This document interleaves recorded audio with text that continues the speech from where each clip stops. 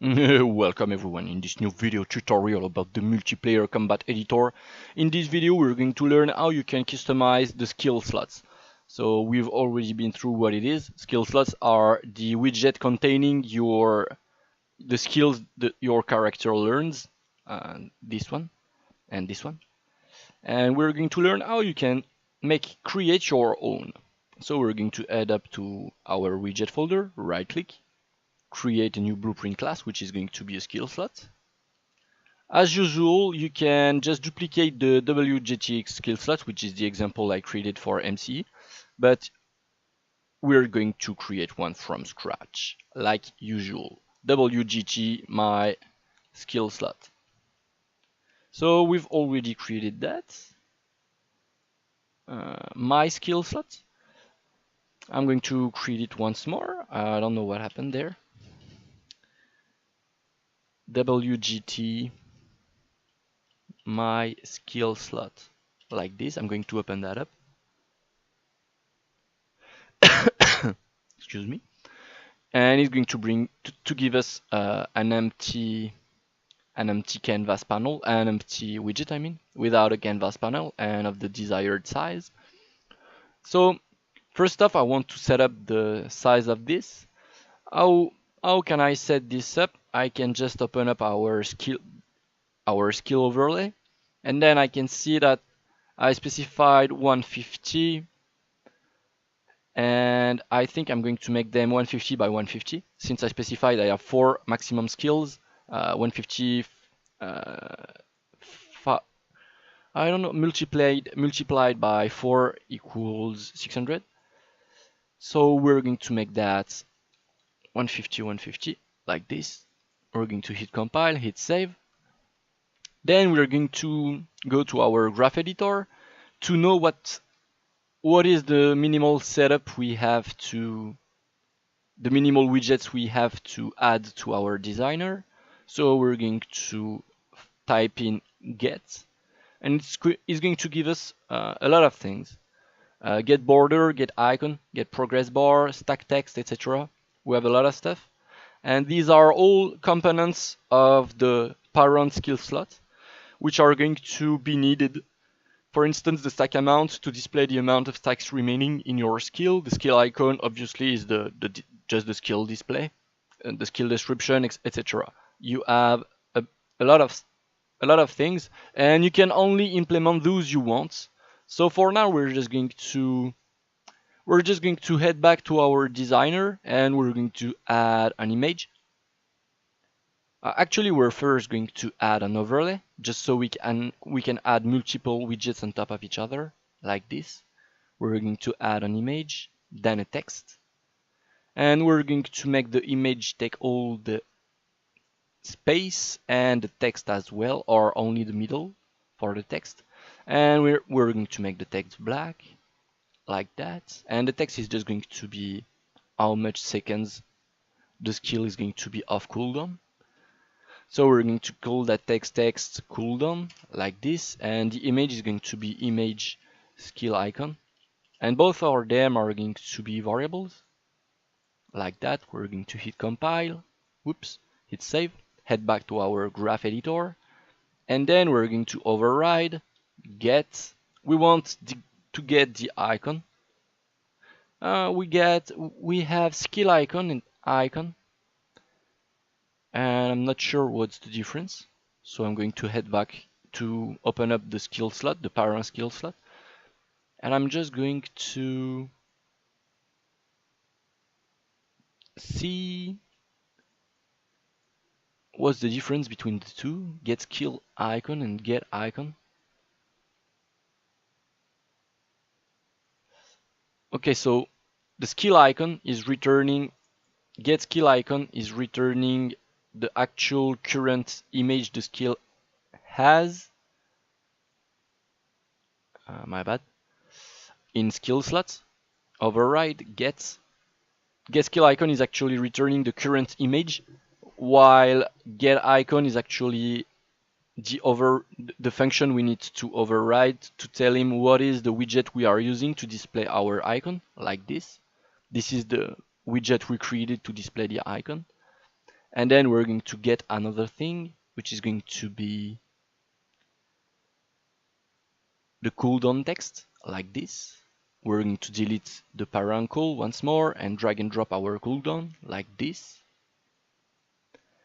So we have kind of the minimal setup, I believe. Maybe it's going to throw errors at us. We're going to see if we specify in our skill overlay, in our graph editor, class defaults, click on class defaults, and we're going to specify what type of skill slot we want, what class of skill slot we want. And we're going to specify we want my skill slot, like this. Hit compile, hit play. And what's going on there? It's a problem. What is the problem there? It's that the skill slot needs to have two different. We need to use a widget switcher. And what is a widget switcher? It's something which displays one widget or the other. And our skills slots, we need to set up this widget to be able to host passive skills or active skills, and it's set up in a way that it's switching between three states. The skill slot switches between three states. I'm going to show you using the example I created.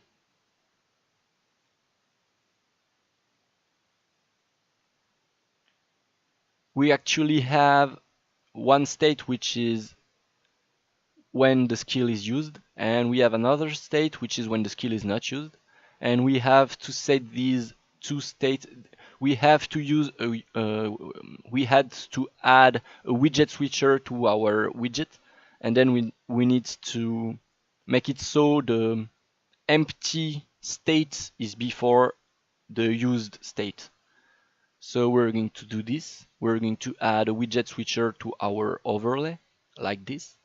Then we're going to drag and drop two overlays inside the widget switcher. Maybe we can just actually, we're going to do something. After we drag and drop it, our cooldown in the second overlay we created. So this is going to be, and we're going to set them up so they use all the space they have. The widget switcher is going to use all the space it has. We need to drop the image before the text, like this. We need to make the text in the middle, like that. So this is, so the widget switcher, the second widget we added to the switcher is as the design of the slot when it is used by a skill. So we're going to call this O hosted skill display. And the other overlay is going to showcase an empty slot. So we're going to call that O empty slot, like this. The widget switcher is going to be a variable and is going to be called widget switcher. Slot state switcher, actually. And we're going to delete the state switcher. We're going to delete the overlay. We're going to right click there, paste. Oh, I hit Ctrl Z and it crashed. So I'm just going to open that up real quick. So what I wanted to do was to actually get rid of the first overlay in our hierarchy because we didn't need them. I actually did not install the debugging symbol and I'm pretty sad about it. I will do that. So the idea was to get rid of the first. Maybe we'll have to redo some stuff. I hope you didn't crash. Yep, we're going to do that real quick. Add a Control X that, add a widget switcher, Control V that, add another overlay like this. The overlay I want it on the top. This is going to be called E empty slot. The other one is going to be called E used slots. The widget switcher is going to be slot state switcher. like this. We're going to hit compile, hit save, head back to our graph, and then override get.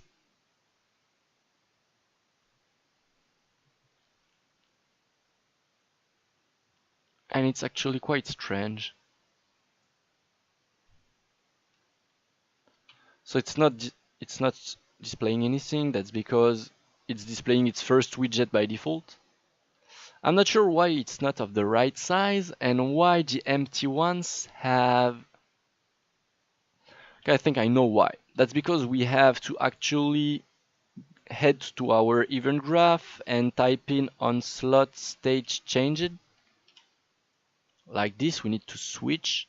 So this is called when the skill is used or emptied.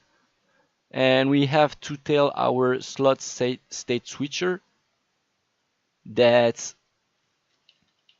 it's active widget, not by reference, by index, like this.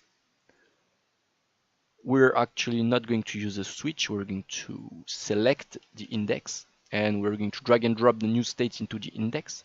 And then we need to tell him what active widgets it needs to display depending on the state. So if it's emptied, it needs to display the first state. If it's filled, it needs to display the second state, 0 and 1 respectively.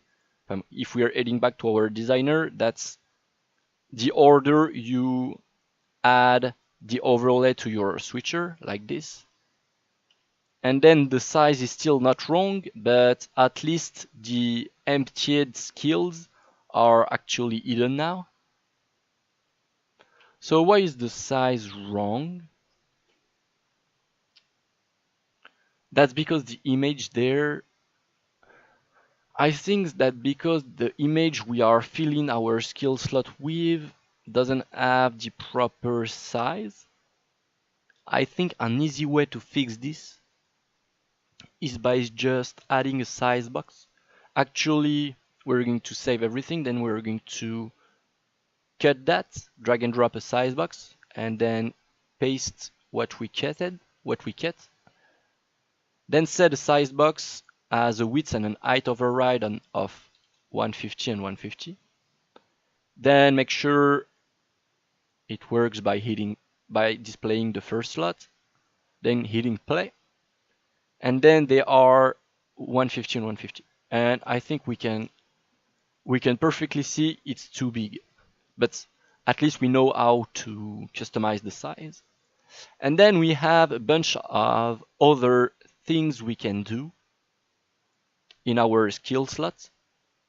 I just want to make sure we are not using the event construct in the parent skill slot, so we can use the construct there.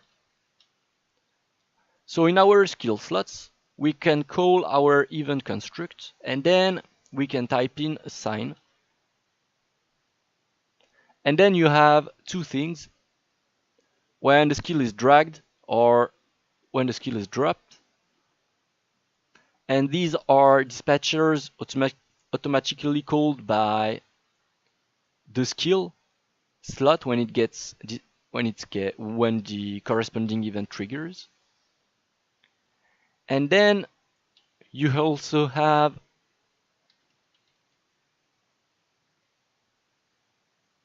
a lot of events you can call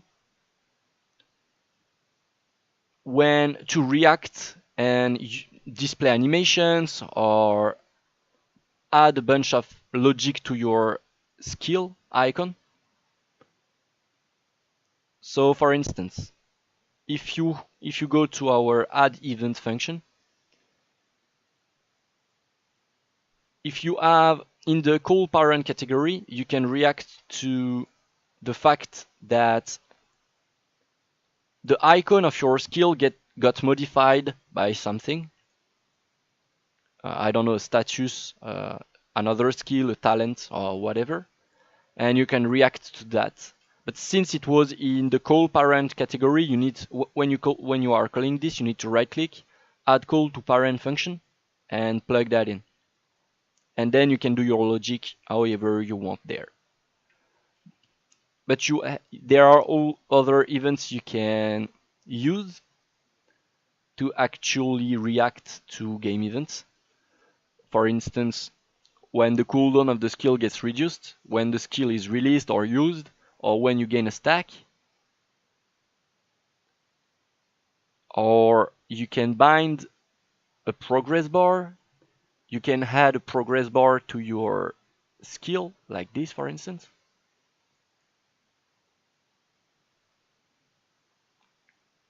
You actually don't want to... That's strange that I allowed us to call that. I think we don't want to be calling this, so this is not going to be callable. Actually, you can automatically add a progress bar to your skill that displays how much time is remaining, so we're going to implement that real quick by adding a progress bar to our use slot overlay, making our progress bar takes all the space, but behind the text and in front of the image. We're going to make the progress bar zero opacity when it's in the background, and it's going to be filled from top to bottom, from bottom to top, my bad. And we're going to say this is also going to be a little bit transparent. I don't know, like this. Maybe we're going to make that red, I don't know. And we're going to make that progress bar a variable, which is already p bar. We're going to call that p bar cooldown progress. We're going to head back to our graph. I deleted the event I shown you, but I'm not using them, so I'm deleting them.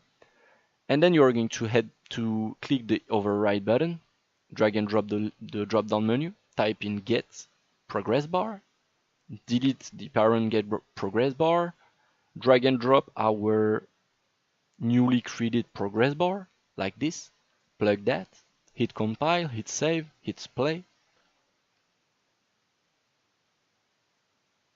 And then when the skill is used, it's going on cooldown. And as you can see, it's not properly initialized at start, so we need to make that emptied by default. It's going to be fixed after early access, I think.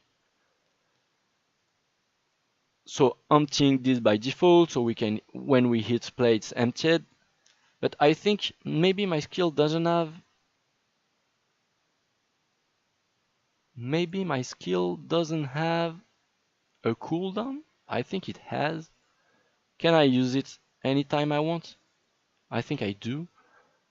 So I'm going to open up the skill, thrust, check our cooldown, 1 second. We're going to make that 5 seconds, for instance, just to see what's going on. And our skill is not updating. And that's quite strange, because we are not seeing our text.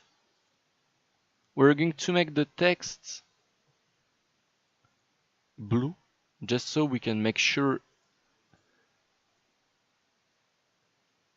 Okay, so the text is not being updated.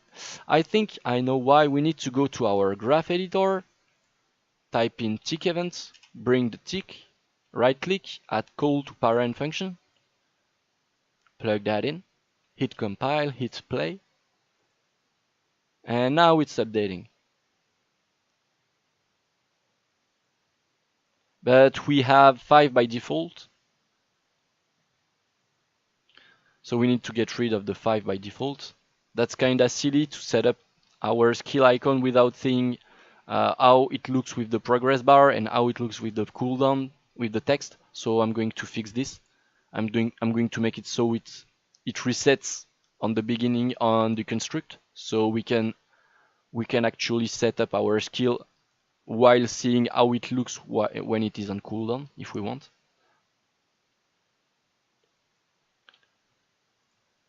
You can check out the example skill slot if you want more example of what you can set up by default. For instance, if you set up the get stack amount, get stack text, I mean, it's actually going to show how much stacks are remaining on your skill before it goes on cooldown, and other stuff regarding which are going to be the subject of other videos, or which needs the same setup than I shown, or which just are duplicate of what I did in the example skill slot. So that's how you can set up your own skill slot. Hope you guys enjoyed that video and hope to see you in the next one. Bye bye.